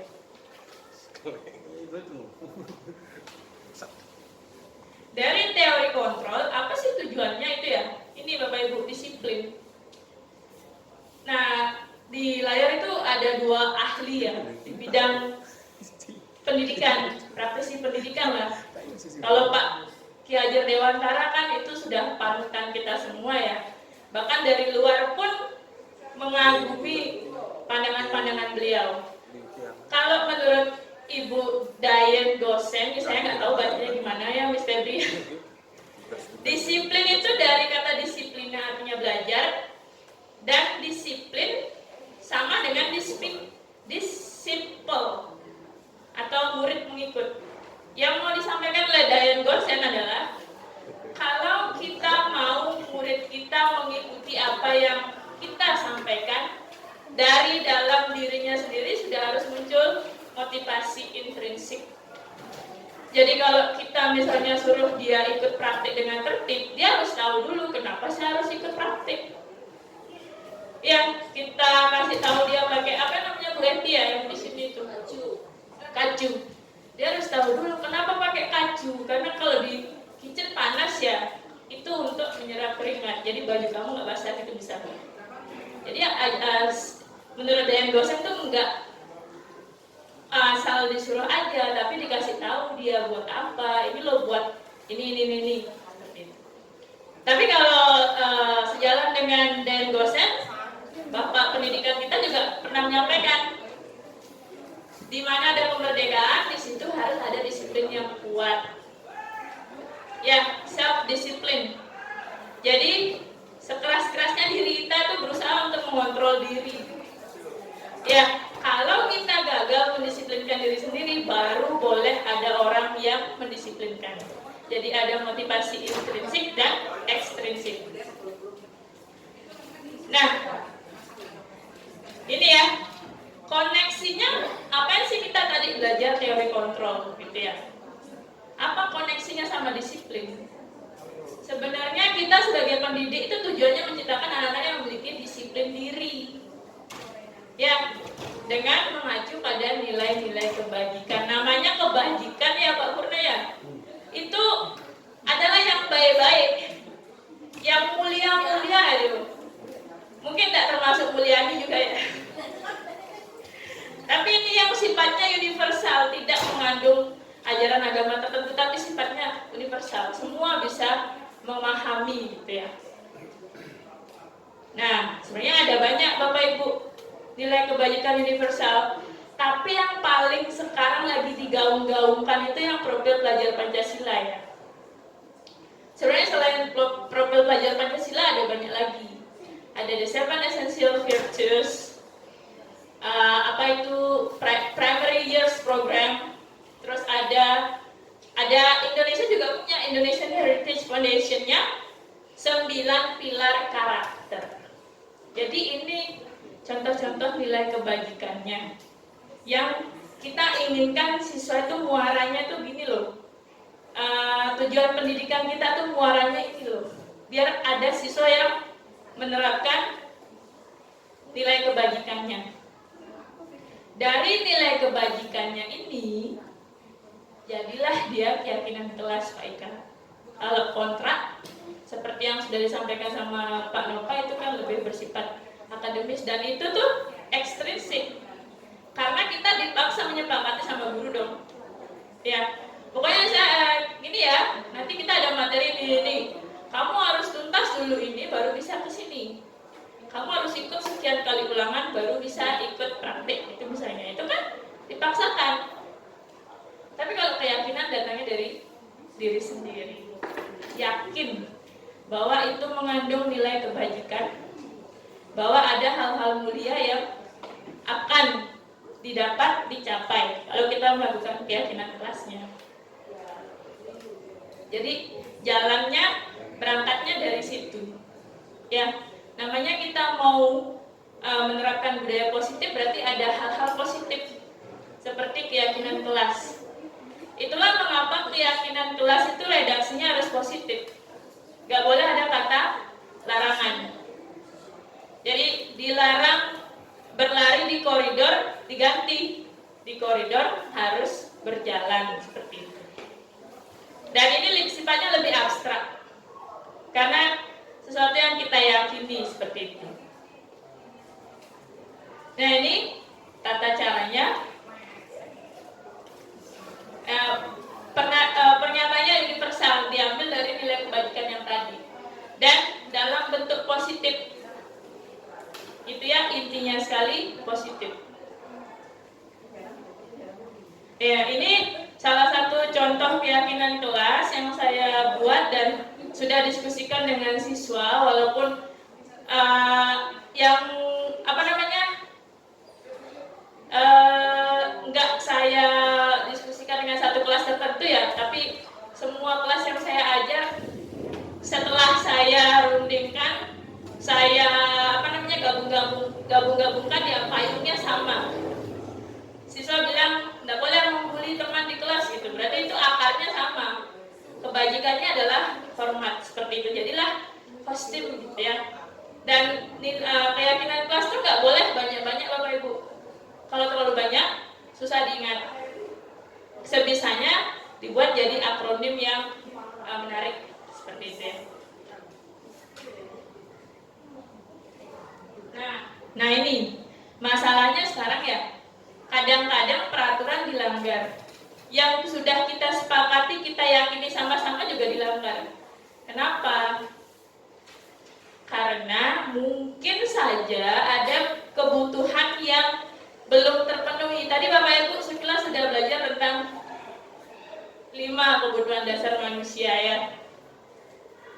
Nah ini ada yang paling utama itu survival, kemudian cinta kasih, penguasaan, kesenangan, dan kebebasan. Ini ada kuisnya Bapak Ibu ya. Kita latihan, kita coba jawab. Nah ini saya kasih contekan dulu. Kalau kebutuhan bertahan hidup itu yang psikologis sama fisiologis, sama ya itu, beda ya. Pokoknya intinya yang papan, sandang, pangan, rasa aman dan kesehatan. Kalau penguasaan, nah ini diakui gitu ya. Kemudian kasih sayang dan rasa diterima ya, otomatis koneksi dengan orang atau kelompoknya. Kesenangan berarti kebutuhan akan rasa humor, antusiasme, dan melakukan sesuatu yang disukai. Kalau kebebasan ada poinnya kebutuhan akan kebebasan memilih, bisa menentukan dan mandiri. Sudah ini ya. Ada pertanyaan Bapak Ibu? Kita kalau ada, saya bukain langsung dari LMS. Tidak mempengaruhi PMM ya, tidak mempengaruhi kinerja Bapak Ibu. Nah ini dia. Oke. Aku senang main kejar-kejaran dengan ibu guru, seru. Kira-kira ini masuk ke kebutuhan apa? Bu Mas Yudani, coba aja. Gak mempengaruhi kinerja. Kesenangan. Iya betul ya, ada kata seru di situ. Berarti kebutuhan akan permainan. Mungkin menurut dia ibu gurunya lucu, pas terenggah-enggah ngejar dia gitu. Nah ini Pak Purna pasti tahu nih. Dinda seorang anak kelas 3 begitu tiba di rumah dari sekolah mengadu, menangis pada ibunya. Dia bilang, saya benci sama Bu Rani. Bu Rani. Terus dia bilang ini, ibu guru bilang aku tidak boleh bersenandung sewaktu mengerjakan tugas. Katanya kelas harus tenang, tidak ada suara. Kan enggak seru jadinya. Ini dia si Dinda ini dia kebutuhannya apa Pak? Cinta dan kasih sayang. Kita coba ya. Iya kesenangan ternyata Pak. Karena dia ada kata kuncinya bersenandung. Iya. Iya. Enggak ini Pak Purna sengaja salah biar ada pembeda aja gitu ya. Oke, lagi dikit. Kurang kasih sayang. Nah, Dimas genap berusia 17 tahun. Ketika dia lagi suka cara-caranya, lagi suka mengemudi mobil. Terus pas ditanya sama ibunya, dia bilang menyetir mobil itu seru. Kira-kira Dimas sedang memenuhi kebutuhan dasarnya yang mana Bapak Ibu? Coba aja, Bu Happy. Kebutuhan bertahan hidup? Nggak ada. Saya nggak nyari juga, karena saya udah pernah jawab. Coba. Malah ngalir jawabannya ternyata. Ya apa? Penguasaan. Penguasaan. Oke, coba satu-satu dulu ya, katanya penguasaan. Iya, kesenangan.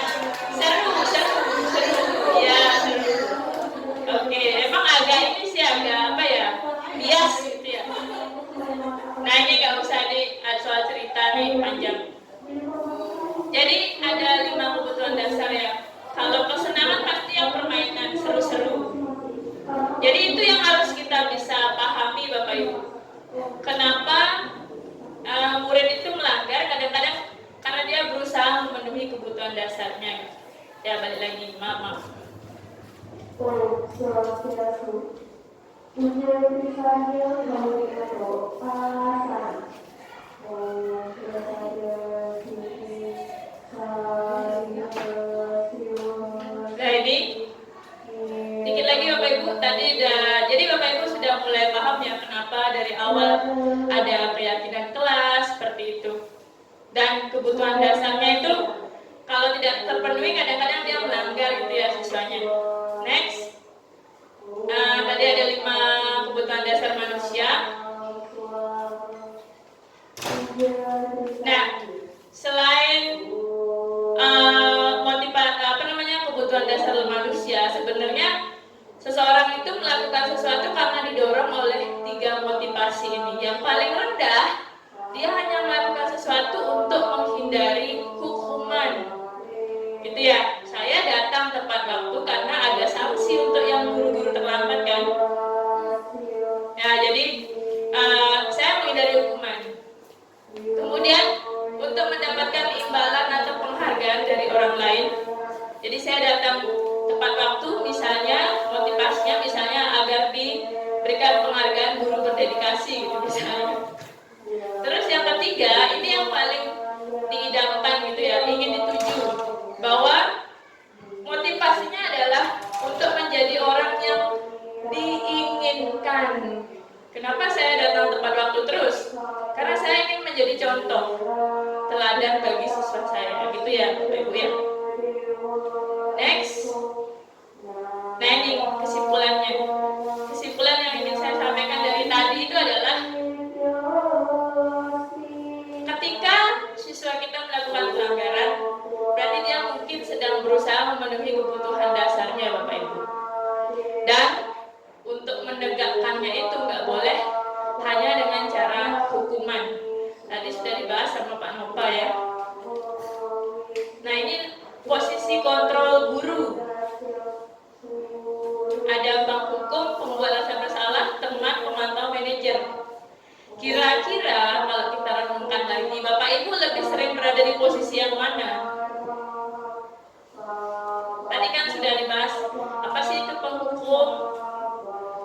Kira-kira nih, dari awal ngajar, lebih sering ke yang mana? Kalau penghukum berarti Bapak Ibu darah tinggi pasti. Kerjaannya menghukum saja. Kolaborasi Bu, kadang-kadang dari penghukum, dari teman, juga dari pemantau. Iya.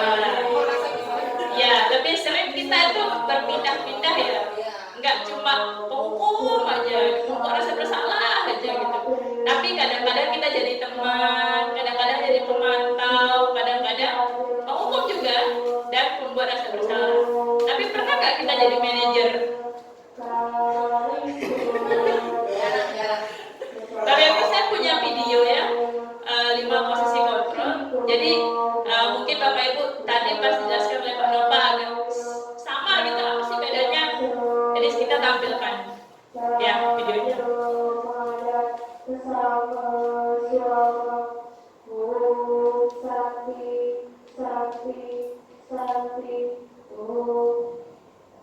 Nah, ini saya punya video, sebenarnya ini ada di PMM. Saya downloadnya dari situ. Ini ceritanya ada siswa namanya Naren, Bapak Ibu ya. Dia terlambat datang. Nah, sekarang adalah membahas tentang 5 posisi kontrol yang dikembangkan oleh Diane Dog.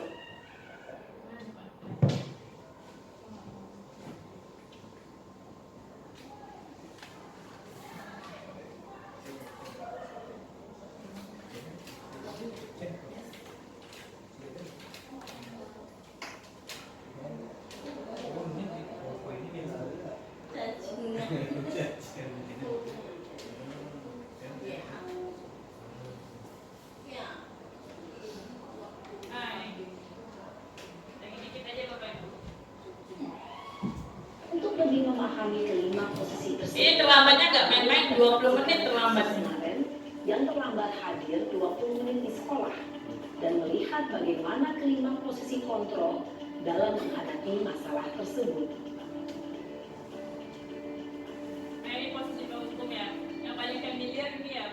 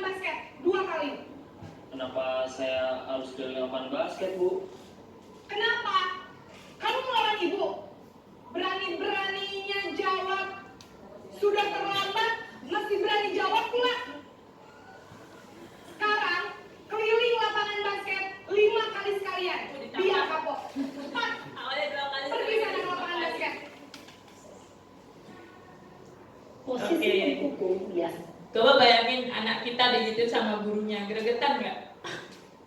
Gak dikasih waktu ngomong gitu. Ngomong malah ditambah hukumannya. Jadi ada hukuman. Hukuman itu sebenarnya penguatan negatif Bapak Ibu ya. Jadi ada timbul rasa sakit muridnya, bisa aja dendam sama gurunya ya. Saya berbicara dengan Ya, pas nggak masuk dibakarin buku satu bungkus gitu. Dan menyindir. Nah, ada itu ceritanya. Ada apa ciri-cirinya? Ibu dan bapak guru hebat. Dampak yang terjadi pada murid ketika guru berada pada posisi penghukum adalah murid cenderung akan memberontak, bahkan menyimpan dendam. Dendam, nggak masuk didoain, mati aja sekalian gitu, digituin. Nah ini pembuat rasa bersalah.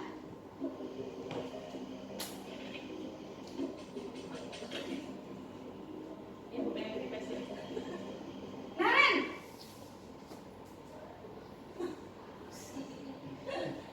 Selamat pagi, Bu. Naren, kamu kenapa terlambat lagi, nak? Ya Tuhan, Naren, kamu senang ya bikin ibu susah ya? Kalau kamu terlambat lagi, nanti ibu yang ditegur bapak kepala sekolah, nak. Disangka ibu tidak bisa membina kamu. Duh, gimana ini? Saya curiga ibunya ini level Oscar aktingnya. Duh, Gusti Naren, kamu suka ya kalau ibu tegur bapak kepala sekolah? Sekarang ibu harus tulis apa ini di buku absen? Lambat loh. Ibu harus apa coba? Maaf, Bu. Maaf sekali. Ya sudah, lain kali jangan bikin ibu Merasa bersalah banget ya, kayak orang gagal. Aku tuh datang tepat waktu aja nggak bisa. Bisa jantungan kalau ibu tegur bapak kepala sekolah. Sana cepat kelas. Maaf ya, Bu. Maaf sekali. Posisi pembuat rasa bersalah berbicara dengan nada tenang, cenderung lembut. Namun kata-kata yang diutarakan membuat murid merasa menjadi orang yang gagal, memandang buruk dirinya sendiri, merasa tidak berharga, dan tidak sanggup membahagiakan orang lain. Ketika guru mengambil posisi pembuat rasa bersalah, murid akan menganggap dirinya yang bersalah dan ia akan menyimpan emosi negatif tersebut di dalam dirinya. Nggak pede nanti dia, merasa jadi orang gagal. Nah ini temen nih, kayaknya banyak yang begini. Jadi temen ya, favorit semua murid biasanya.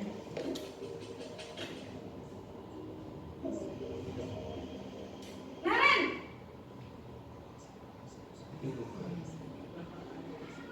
Berapa sih? Selamat pagi, Bu. Wah, sudah jam berapa ini, nak? Terlambat lagi ya, sayang? Iya, Bu. Habis ibu saya lupa bangunkan saya, Bu. Kamu malah menyalahkan ibu kamu. Kamu bukannya anak yang larinya paling kencang. Kok terlambat sih? Iya, Bu. Saya memang terlambat bangun tadi. Jadi, biarpun saya lari kencang, tetap gak kekejar, Bu. Ya sudah sana. Nanti lain kali larinya lebih kencang lagi ya. Biar gak terlambat lagi. Bikin seneng ibu. Demi ibu. Bisa kan? Bisa lah, Bu. Ya sudah sana masuk kelas. Ibu beresin urusan absen kamu. Kamu ini ada-ada saja. Dalam posisi teman, guru berbicara dengan nada suara ramah, akrab, cenderung bersenda Tapi jiwa. kita di sini nggak bisa ya Bu Happy ya kayak gitu. Ini nanti naik dari Wakasih sekarang di depan. Biar langsung kritik dong. Lebih ingat, karena ini masih dorongan eksternal, maka ada faktor ketergantungan dan Hati-hati ya, apalagi murid kita tuh banyak yang dikasih hati minta jantung ya. Dikasih jantung minta 2 ginjal, mau dijual kali ya.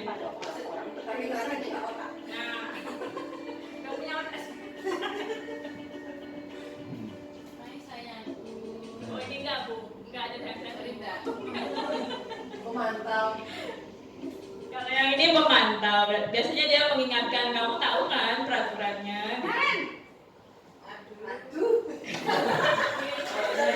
Bikin lagi ya scene-nya. Nah, kayaknya ulang-ulang peraturan sekolah kita tentang jam berapa kita harus masuk sekolah, nak? Kita harus di sekolah jam 7, Bu. Iya, betul. Sekarang sudah jam 7.20. Naren sudah tahu konsekuensinya jika terlambat hadir. Paham, Bu. Saya harus tinggal kelas pas jam istirahat selama 20 menit. Iya, benar. Konsekuensinya demikian. Jadi nanti jam 9.30 pas istirahat, kamu harus tinggal di kelas, kerjakan tugas tambahan untuk ketertinggalan kamu, ya? Baik, Bu. Kalau pemantau solo ya. Posisi Diingetin pemantau aja peraturan. melakukan penghitungan atau data untuk mengontrol murid. Guru mengarahkan murid berdasarkan peraturan dan konsekuensi. Seorang pemantau menunjukkan bahasa tubuh dan ekspresi Kita wajah. tunggu-tunggu kan manajer ya. Mana sih manajer itu?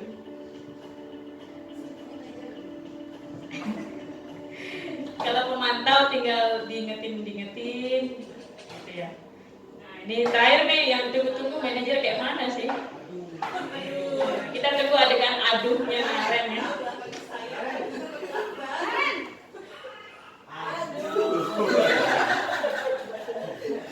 Selamat pagi, Bu. Selamat pagi, Naren. Maaf, Bu. Saya terlambat. Iya, sekolah masuknya jam 7, sekarang sudah jam 7.20. Jadi sekarang bagaimana ini, Naren? Maaf, Bu. Saya lupa setel alarm saya semalam. Baiklah, menurut kamu, keyakinan sekolah yang mana yang perlu kamu tingkatkan? Menghargai diri sendiri dan orang lain mungkin ya, Bu. Setuju. Jadi, apakah Naren meyakini prinsip saling menghormati tersebut? Iya, Bu. Saya meyakininya. Apakah Naren bersedia memperbaiki masalah keterlambatan ini? Bersedia, Bu. Bagaimana kamu akan memperbaiki masalah keterlambatan ini?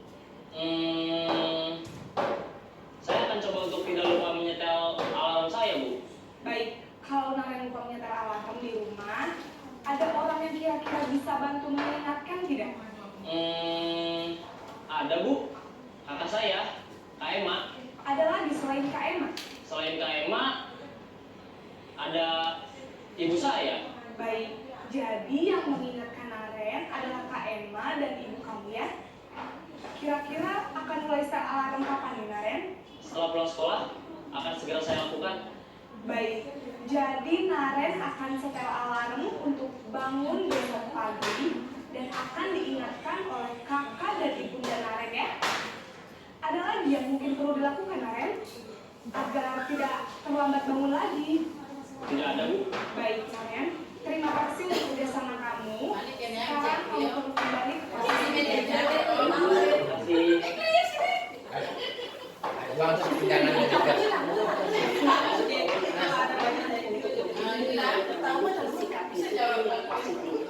Yaitu murid yang mandiri, bertanggung jawab, dan dapat memecahkan masalah. Tujuan dari posisi ini adalah agar murid dapat berefleksi atas tindakannya.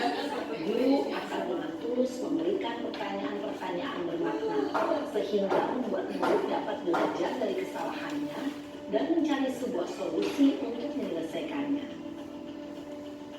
Ibu dan Bapak guru hebat, setelah mengamati adegan kelima posisi kontrol tadi, kira-kira posisi mana yang paling ideal?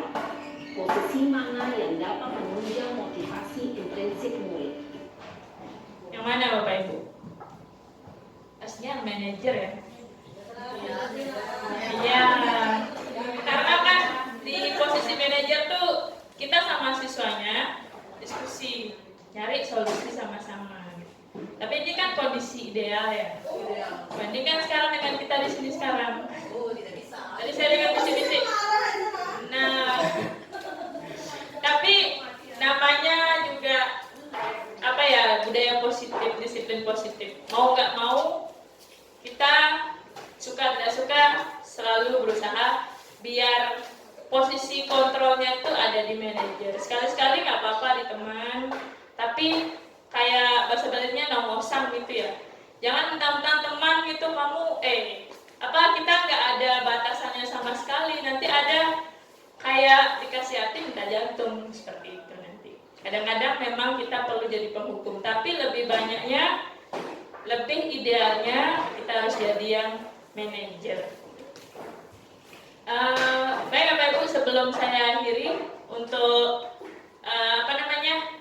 mengingatkan itu ya, lebih memahami lagi, saya ada soal.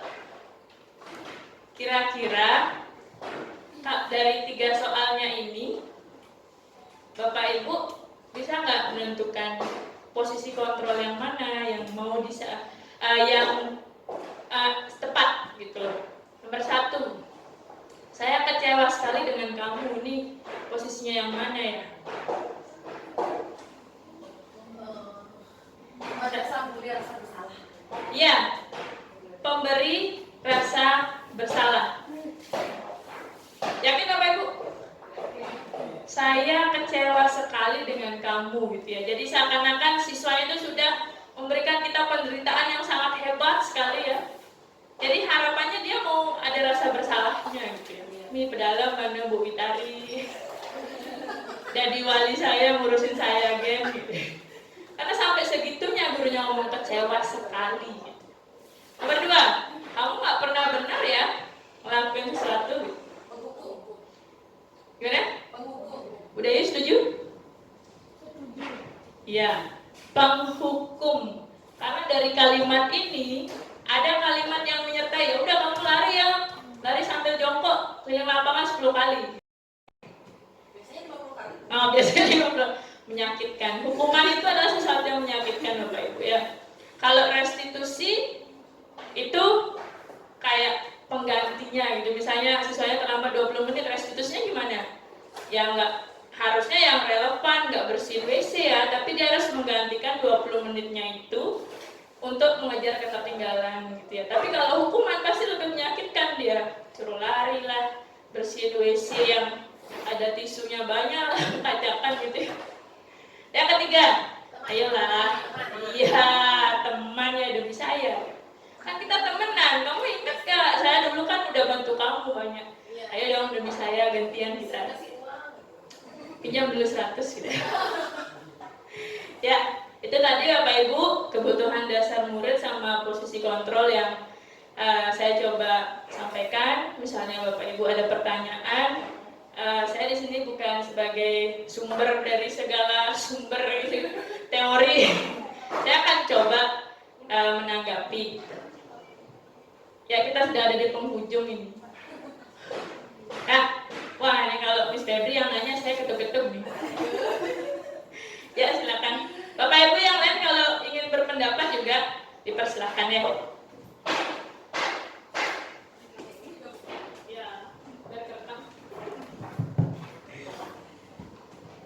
Baik, terima kasih Ibu Ari untuk waktu yang diberikan.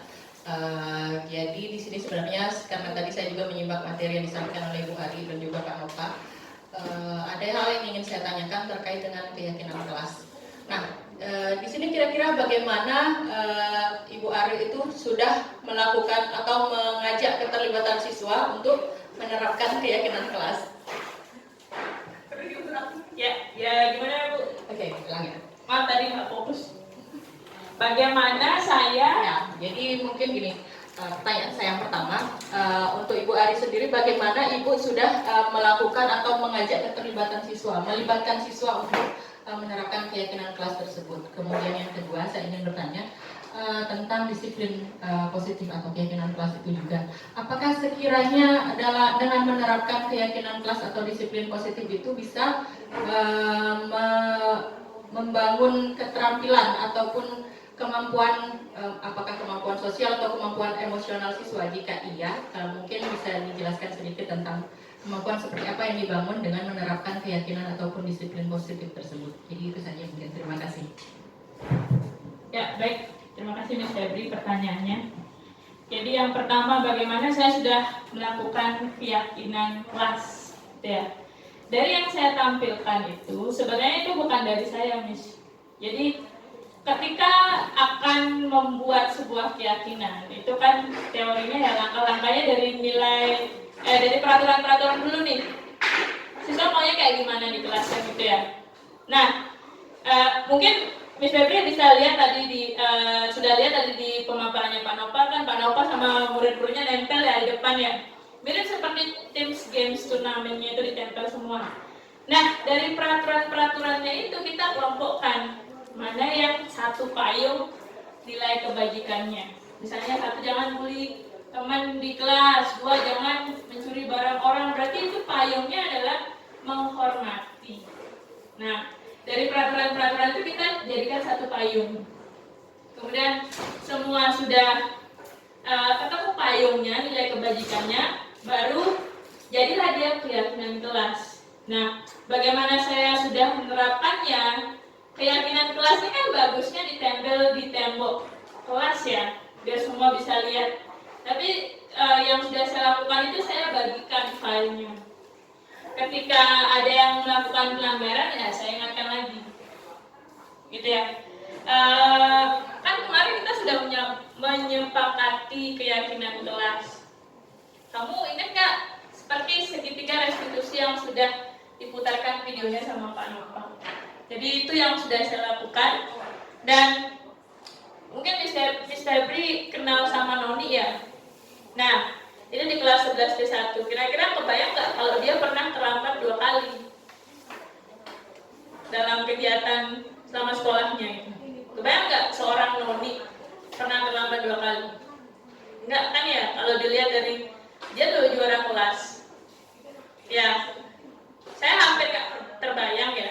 Tapi ketika saya bawa lagi ke keyakinan kelasnya gitu, oh dia seperti pertamanya mungkin ada sedikit rasa bersalah, tapi oh enggak, saya enggak dipermalukan kok ini. Saya memang lagi enggak menerapkan keyakinan yang ini aja. Padahal ini langsung menjawab ke pertanyaan kedua. Kalau kita biasakan, ada soft skill yang terasah gitu ya Miss Febri ya. Misalnya tidak terlambat, itu kan bagian dari budaya kerja. Jadi di dunia kerja kan kalau satu, karena setiap bagian itu kan kayak apa ya, roda, gerigi roda ya, satu menggerakkan semuanya. Bayangkan kalau satu aja terlambat, berarti salah satu operasional di satu section itu terhambat, gitu ya. Jadi dengan keyakinan kelas, siswa akan terasa soft skillnya. Contohnya selalu datang tepat waktu. Jadi ada skill disiplinnya, keterampilan saling menghormati juga, karena kalau kita datang terlambat berarti kita nggak menghormati rekan kerja dong. Kita aja yang ditungguin soalnya. Jadi seperti itu.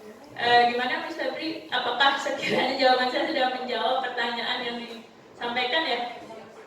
Oke, baik. Ada lagi Bapak Ibu? Ibu-ibu, Bapak, Ibu-ibu. Ya. Oke. Gimana Pak? Pada dia ada? Gak ada ya? Karena saya yakin sebenarnya keyakinan kelas ini sudah kita laksanakan ya. Cuman mungkin belum tertulis sama Bapak Ibu. Gitu ya. Baik Bapak Ibu, saya pikir cukup sekian pengimbasan dari saya. Harapannya kita sama-sama kita bisa menerapkan disiplin positif ya di sekolah ini. Jadi dari disiplin positif, jadilah budaya positif. Gitu ya. Namanya positif, yang negatif-negatif sedikit demi sedikit hilang. Gitu ya. Jadi nanti tercapailah profil pelajar Pancasila. Baik, terima kasih atas perhatiannya ya Bapak, Ibu. Selamat pagi.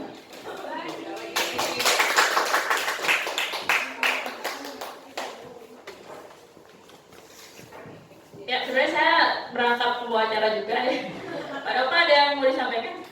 Ya, karena sudah tadi kita lalui bersama kurang lebih 2 jam ya. Harapannya sih ada 1-2 hal gitu yang bisa Bapak Ibu petik dari kegiatan hari ini. Mohon maaf menyita banyak waktu Bapak Ibu. Bapak Ibu sekarang bisa melaksanakan atau melanjutkan aktivitasnya seperti semula ya. Terima kasih banyak. Saya akhiri dengan para pesanti. Om Santi.